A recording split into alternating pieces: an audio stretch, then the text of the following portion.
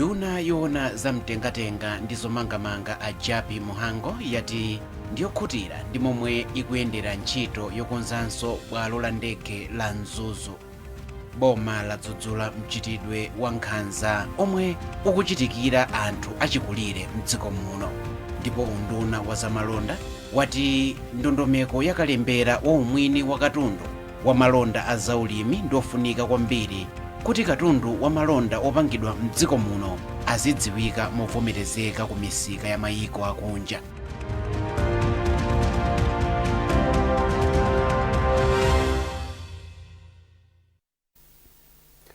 Tiyambe nkhani zathu ndi nkhani yakuti nduna yoona zamtengatenga ndi zomangamanga a Japi Muhango yati ndiyokhutira ndi mmene ikuyendera ntchito yokonzanso bwalo la ndege la Mzuzu, ndipo atsimikizira Malawi kuti ntchitoyi itha mu nthawi yake monga linalonjezera boma latsopanoli. A Muhango ayankhula izi ku Mzuzu pomwe anapita kukaona momwe ntchitoyi ikuyendera. Iwo akufotokoza zambiri kwa mtolankhani wathu Musase Cheyo. Ntchito imene tidayamba pano ikuyenda bwino. Nthawi imene tinagwirizana ntchito yamalize idakalipo. Padakali panopo kwatsala kuti angoyika asphalt pamwambapa monga mwana pa clutch anayika. Choncho ndinganene pano kuti ntchito ili mchimake ndithu ikuyenda mu nthawi yake. Ndikalibula kwa nawo zathu ku treasury kuti ndama yochepa sinama yambiri. Tiabe mazathu ku treasury ndama atipatse apasa anyamatata ku DL kuti amulipire contractor kuti ntchito ayimalize. Palitengapo tatsala sikuti ndi surface okai. Mukapita kuma terminal building na kuzomoja kuti tiwiri tatu tikonzedwe. VVIP kanyumba kaja kumafika lendo olemekeza kwambiri kafuna kuti kakonzedwe. Komanso ku terminal building na kuti tinatoti akonze zimene zitauza kuti achilimike kuti zitheke. Chonyona kuti pa nthawi tidagwirizana ikamata 8 weeks kale kunoko ndege yoyamba yafika. Ndakonda panopo captain amene azuluka kuno Papomadia neso alipati wabula kuno tankumeza ne mwadzi shizie. So she's also very eager kuti airport ite kuti azuluka ndi ndege wabula kuno kumpoto. Padakali pano nduna ya zamtengatengayi yatsimikizira anthu a mboma la Karonga kuti posachedwapa boma liyamba kukonzanso gawo la msewu wa M1 kuchoka pa boma la Karonga kukafika ku Chiweta kamba kuti ndalama za ntchitoyi zapezeka kale. A Muhango ayankhulanso izi pa msonkhano omwe anali nawo ndi mafumu a mbomali. Musase Cheyo walemba ripoti. Malingana ndi nduna yoona zamayendedwe ndi zomangamanga a Japi Muhango, boma likudziwa kuti kukonzanso gawo la msewu wa M1 kuchoka pa boma la Karonga kufika ku Chiweta sikupindulira anthu a Karonga okha koma dziko lonse la Malawi. Ndimangofuna kuti ndizasimikizire magogo athu kuno. Mtemo watemi Paramount Chief Kungu ndi mafumu onse akuluakulu onse ang'onoang'ono kuti boma la Nkulukuta Moyo msewu lanena likonza uja tiyamba kukonza. Chifukwa chake mwina muona mulungu wapitawo manyuzipepala mukuyenda advert kuti tikufuna makontrakta alembere amene wakuziva kuti alinako kuthekera alembere kuti atithandize kukonza msewu ndama tili nazo. Amata msewu usanthu akaronga okha yayi. Msewu ndi wadziko msewu ndi timati M1. This is our heartbeat. Mtima wathu ndi kuti ndi umenewo. Katundu yesa amene amayenda mdziko muno kauchokera ku Tanzania kauchoka ku Mozambique kauchoka kuti amayenda msewu wake kuti umenewo. Mawu awo mmodzi mwa akuluakulu ku bungwe la Roads Authority Flora Hauya wati ntchito yopeza makontelakita yayamba kale ndipo agwiritsa ntchito makontelakita awiri kuti ntchito yomanganso msewu iyende msanga. Tapempha macontractors kuti apange submit ma tenders kuti tisankhepo contractor amene angatigwirire ntchito imeneyi. Ndingowonjezerapo kuti project itayigawa pawiri ili kuyambira Chiweta mpaka na pakati kenakonso kuyambira Karonga so that kuti ntchito izagwiridwe mwansanga tinayigawa pakati. Mtemi wa Batemi Kyungu wa maboma a Karonga ndi Chitipa wathokoza boma pa nkhaniyi ndipo walonjeza kuti mafumu athandizira boma kuti ntchito iyende bwino. Musase Cheyo, MBC, Karonga. Boma lati masomphenya ake ndi kukhala ndi mzika zodalirika zomwe zingatukule dziko pokhazikitsa ntchito zosiyanasiyana. nduna ya zamalonda ndi mafakitale a Simon Itaye imayankhula mu mzinda wa Lilongwe potsekulira malo aluso la makono a kampani ya Spark Systems Limited.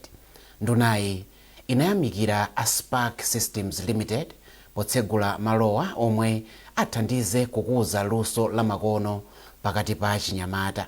Iwo ati zotere zikulingana ndi masomphenya a boma a Malawi 2063. Aitaye akufotokoza.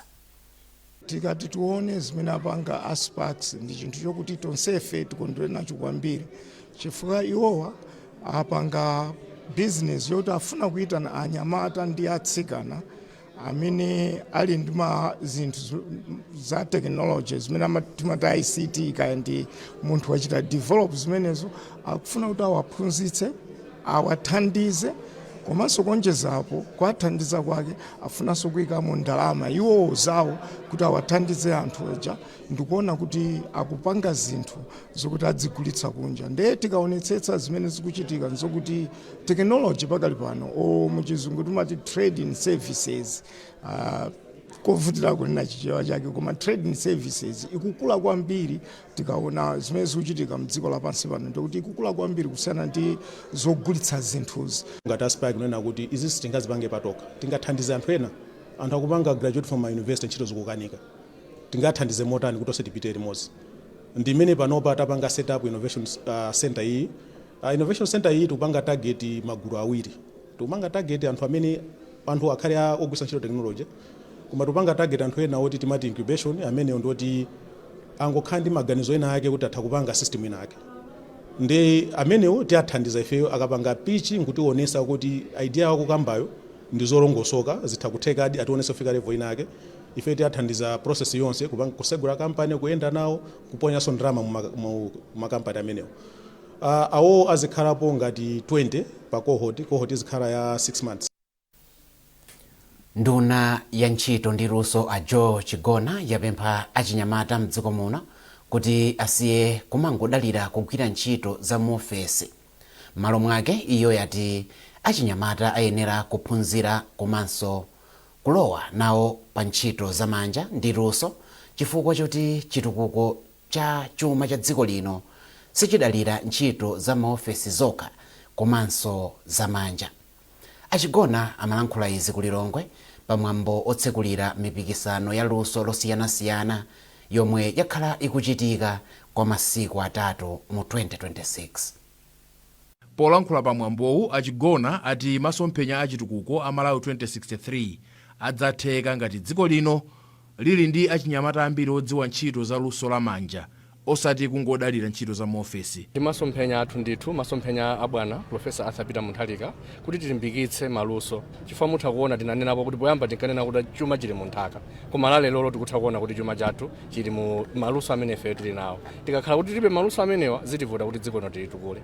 Polankhulapo wapampando wa bungwe la TVETA a Gilbert Chilinde anati mpikisanowu ndi woyitanira anthu onse kuti azindikire kufunika kophunzira ntchito za umisiri m'dziko muno.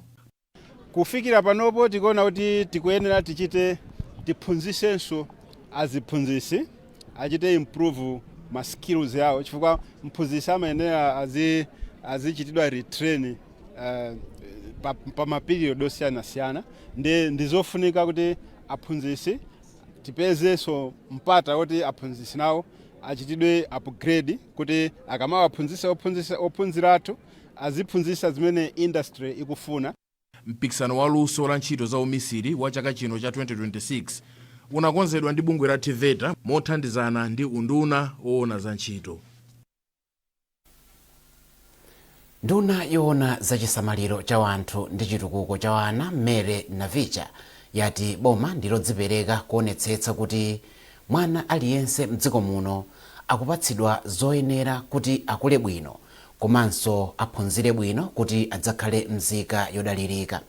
Iwo amayankhula izi mu mzinda wa Lilongwe pomwe amatsekulira zokambirana zokhudza mmera mpoyamba zomwe anachititsa ndi abungwe la Federal Foundation. Mwayinto umodzi wadza ndi ripoti. Anavicha ati ana akapatsidwa maphunziro abwino am'mera mpoyamba amakhala odzidalira komanso mzika zabwino zomwe zimatenga nawo mbali potukula dziko. ndunayi ati boma limazindikira kufunika kwa mgwirizano pa ntchito ndipo amamikira ntchito yabwino yomwe bungwe la Federal Foundation ikugwira popititsa patsogolo maphunziro a mmera mpoyamba. Mmera mpoyamba kapena kuti foundation pa Nazare apa pakhale ndithu maziko amphamvu a munthu. Tikatero ndi kuti munthu amene amanyamuka ndi mphamvu nankana akula kumapita ku primary school kafika kulikonse kumene masomphenya ake akufuna. Sitingazenene za Malawi wotsogola popanda kuganizira umoyo wana. Sitingakambeza nzika zozindikira popanda kuphunzitsa ana pamene ali ang'ono. Sitingakambeso za chitukuko popanda kutukula ana ang'ono. Choncho tikuyenera kuyamba pa foundation. Mbewu ikangokanika pa foundation kaya munafesa mpiru koma kwapeza oboka mpiru umene usumunga okere mudziwe kuti sukakula. Ndi chifukwa chake tuna kuti nthawi yakwana tate ndike mphamvu zathu nzeru zathu ndi upangiri pa nkhani ya mmera mpoyamba. Ana amene akanyamuka ndi mphamvu ndi ukafika ku primary kumpita kutsogolo tizakhale ndi Malawi odalirika ndi kukwanirisa nsanamira zathu za Malawi 2063. Ndipo mkulu wa bungwe la Federal Foundation Malawi Martha Konje wati pakufunika kuya chidwi chachikulu pa ntchito yolimbikitsa maphunziro a mmera mpoyamba. Dziko la Malawi mukati muonesese timanena kuti Malawi ndi dziko limodzi lomwe lili dziko la umphawi. Tili ndi ndondomeko yathu ya Malawi Agenda 2063. Chitukuko cha Malawi sitingachikwaniritse ngati anthu a Malawi munomo asali ophunzira. Komanso asali oganiza bwino. Munthu kuti akafikire kuti akakhale nzika yoti ikapange contribute ku development ya dziko imafunikira ikhale yophunzira. Ndipo nkhani ya mmera mpoyamba timanena kuti ndiye maziko foundation ya maphunziro ena aliwonse. Ndiye tikapanda kupanga maphunziro amene a mmera mpoyamba kuti akhale olongosoka ndiye kuti foundation ya maphunziro athu Malawi monse muno ndiye kuti atani izikanika izikumana ndi mavuto ambiri mmene tikuoneramo. Komanso ngati maphunziro sayenda ndiye kuti chitukukoso sichingayende. Bungwe la Federal Foundation Malawi lathandiza mabungwe osamalirana ku madera ku midzi okwana 2500 laphunzitsa alezi laperekanso thandizo ku ntchito za maphunziro a mmera mpoyamba zomwe zafikirana oposera 252,000 maboma 19 a mdziko muno. Mwayi mtumodzi MBC Lilongwe. Nkhanizi zikuchokera kuno ku MBC. Bwanji tikumbutsane mitu yake. Nduna yoona za mtengatenga ndi zomangamanga a Japi Muhango yati ndiyokhutira ndi momwe ikuyendera ntchito yokonzanso bwalo la ndege la Mzuzu. Boma ladzudzula mchitidwe wa nkhanza omwe ukuchitikira anthu achikulire mdziko muno. Ndipo unduna wa zamalonda wati ndondomeko yakalembera wa umwini wa katundu wa malonda a zaulimi ndofunika kwambiri kuti katundu wa malonda opangidwa mdziko muno azidziwika movomerezeka ku misika ya mayiko akunja.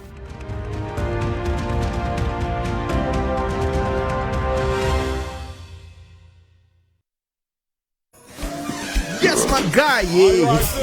Zanobwi. Ase, vunga Malawi.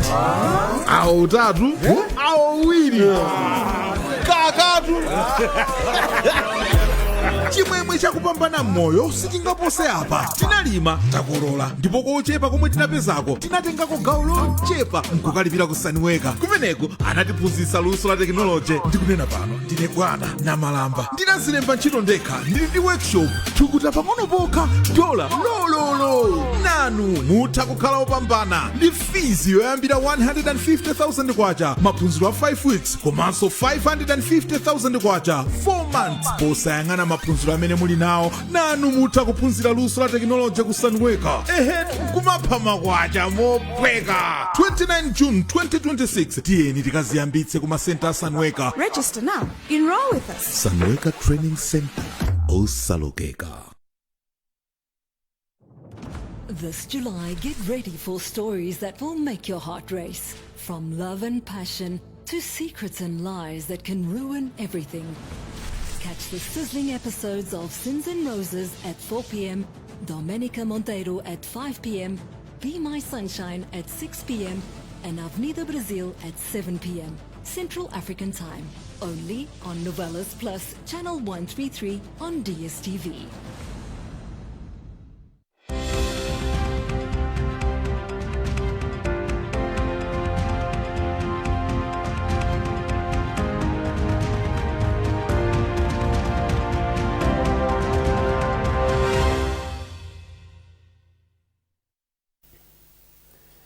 takulandiraninso ku nkhani zathu. Tipitirize ndi nkhani yokuti boma ladzudzula mchitidwe wa nkhanza omwe ukuchitikira anthu achikulire mdziko muno.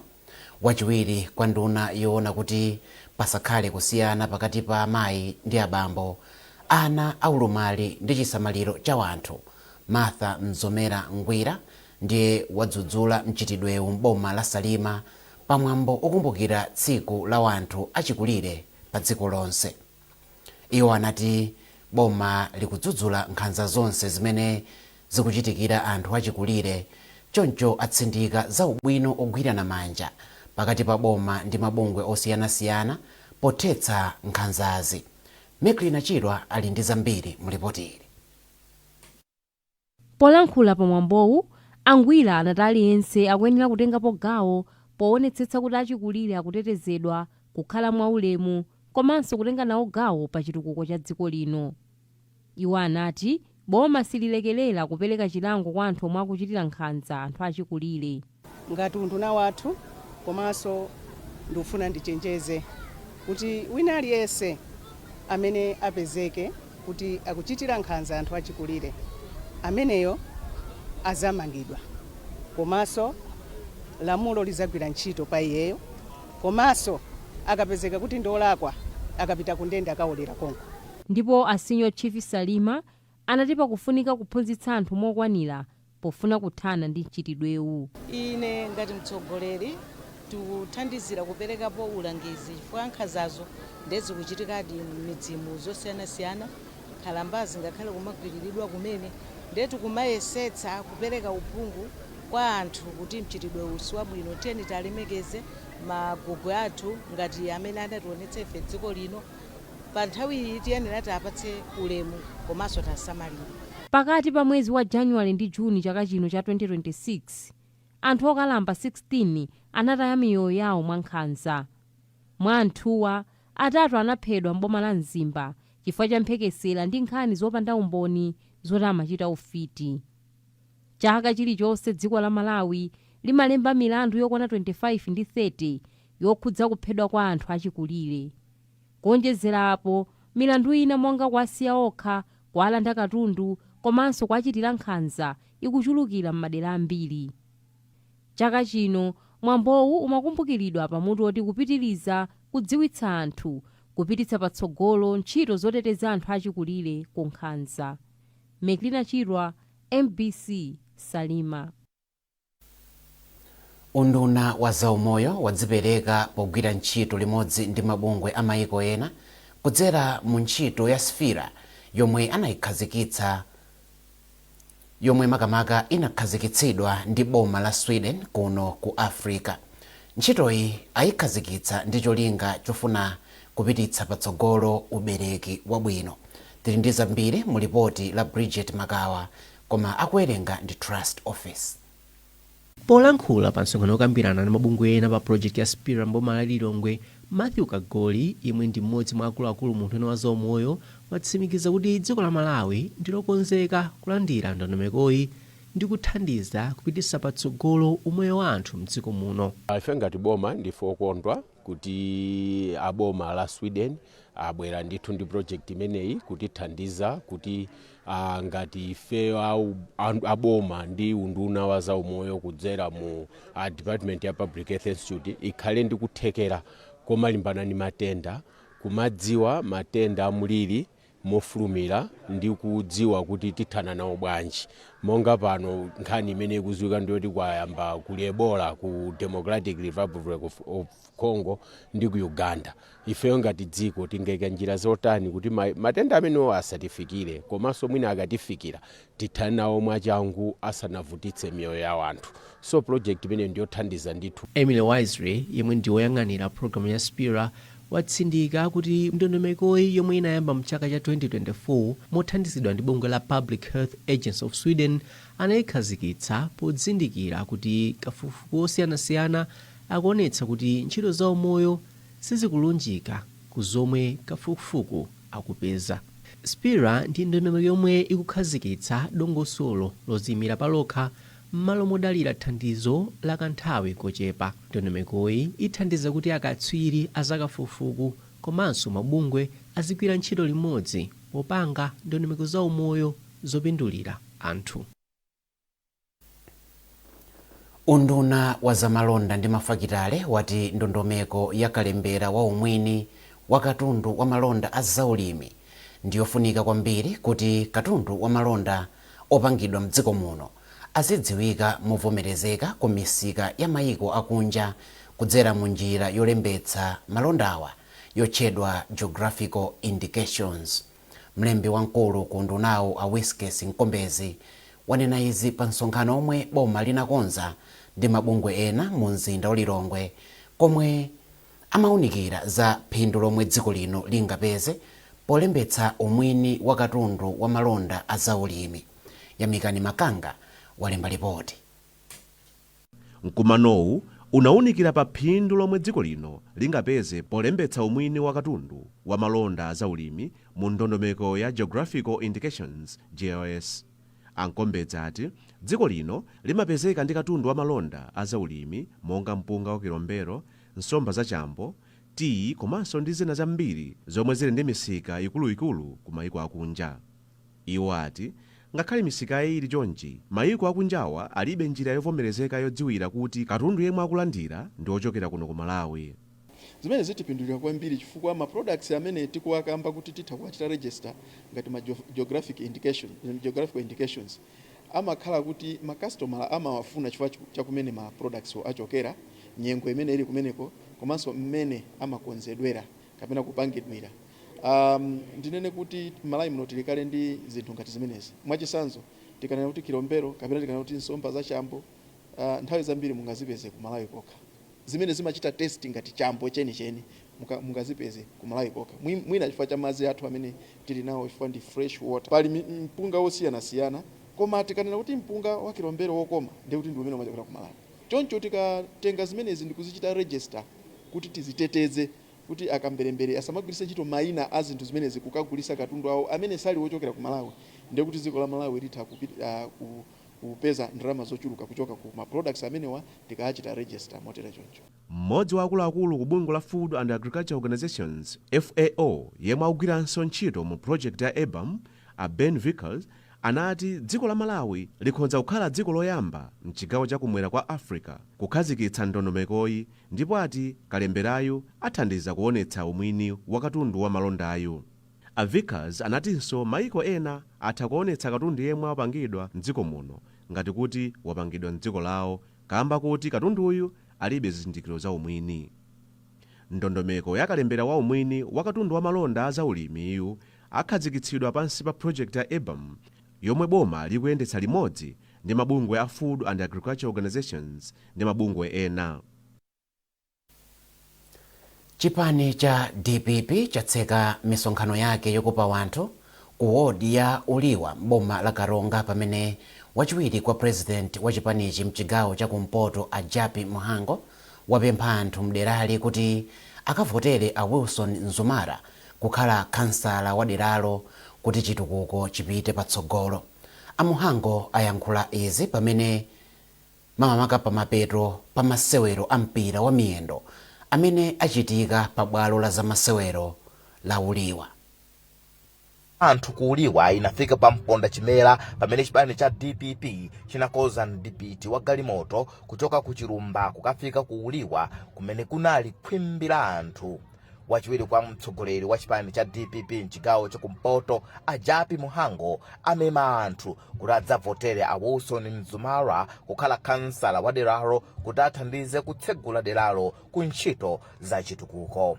Chipani chikupempha anthu akuno ku Uliwa kuti tsiku timafuna lija lafika lachiwiri kubwerali. Mwayi wabwera kuti asankhe munthu woti awatumikire kuno Uliwa ward. Mwayi usubwera kawiri, mwayi woti usumabwereza. Boma lilipo kale, sikuti tukasankha boma ayi, tukusankha ward councilor kuti ateze kupoka chitukuko kuno.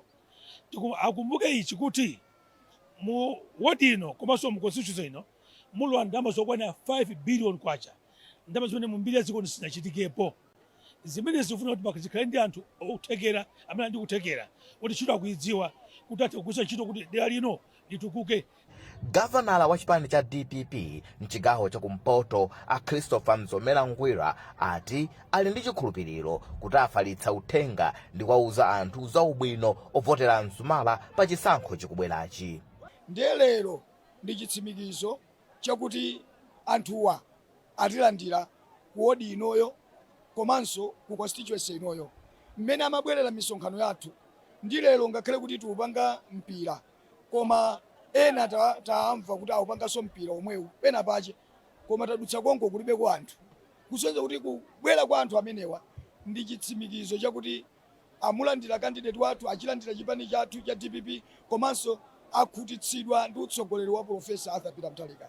Awuson Dyson Mzumara ati chidwi chawo ndi kubweretsa chitukuko chimene President Profesa Arthur Peter Mutharika akufuna kuti zichitike mdziko muno komanso mdera la Uliwa. Ndikupempha eni Malawi, eni Chilumba, eni Uliwa wodi kuti tiye tigwirane manja, tigwirane ntchito pamodzi ndi boma.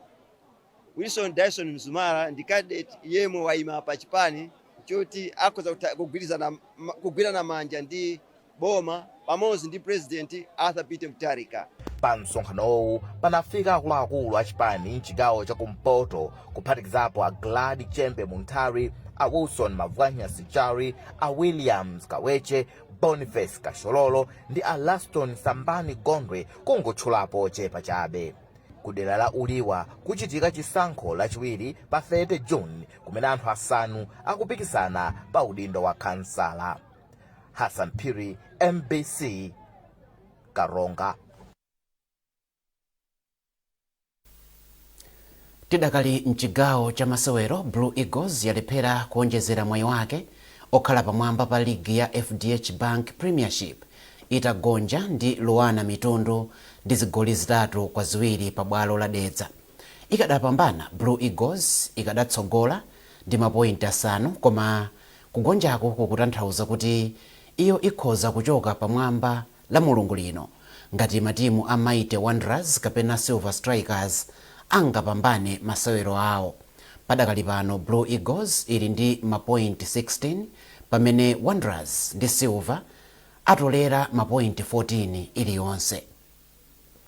Kamba kopambana, Luwana Mitundu yachoka pa namba 12 kufika pa namba 9 ndi mapointi 10. Masewero ena omwe anachitika lero, Chitipa United yagonjetsa Kamuzu Barracks ndi zigoli 2-1 kuti itolere mapointi 9 ndi kusuntha kufika pa namba 11 kuchoka pa 13. Kamuzu Barracks idakali pa namba 16 ndi mapointi 4. Masewero ena asanu amuligi achitika la mulungu lino. Ndipo ndi nkhani imeneyo tafika pa mapeto pa nkhani zathu madzulo ano, koma tisanasiyane bwanji tikumbutsani mitu yake. Nduna yoona za mtengatenga ndi zomangamanga a Japi Muhango yati ndiyokhutira ndi momwe ikuyendera ntchito yokonzanso bwalo la ndege la Mzuzu. Boma ladzudzula mchitidwe wa nkhanza omwe ukuchitikira anthu achikulire mdziko muno. Ndipo unduna wa zamalonda wati ndondomeko yakalembera wa umwini wa katundu wa malonda a zaulimi ndofunika kwambiri kuti katundu wa malonda opangidwa mdziko muno azidziwika movomerezeka ku misika ya mayiko akunja.